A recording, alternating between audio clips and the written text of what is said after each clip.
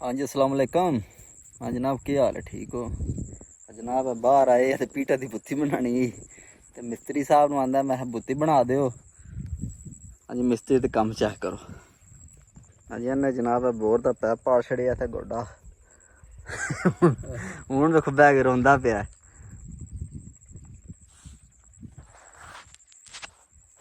हैं भाई जी? हाँ जी किन्ने पढ़िया? मिस्त्री ने पाया हूँ इधर वेखना रो ना नू सैट कर।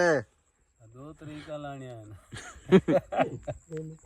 आरम दी बोंड में जाएगा आरम एडा पानी लगा लगा कुदन ओ रो ना चुप कर जा। देखना कि पता लगना कोड़ है ते कोड़ नहीं। ना ना ना ना बच्चा आवाज सारी सवीम जाती है। परेशान हो गए ना जनाब तो हूँ प्या दिन मैं के करा। मैं सैट कर करना तो के वे हूँ लम्मा पैर धोपिया सेक ते उठ खलो तां कसी जनाब है साइडा ते बैठे हैं फुड़ी अखन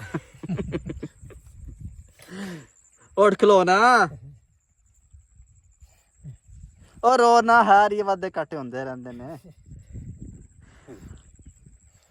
वेखो टावां मार के रोंदा पे जाना हुण बंदा के करे इनू इत्थे।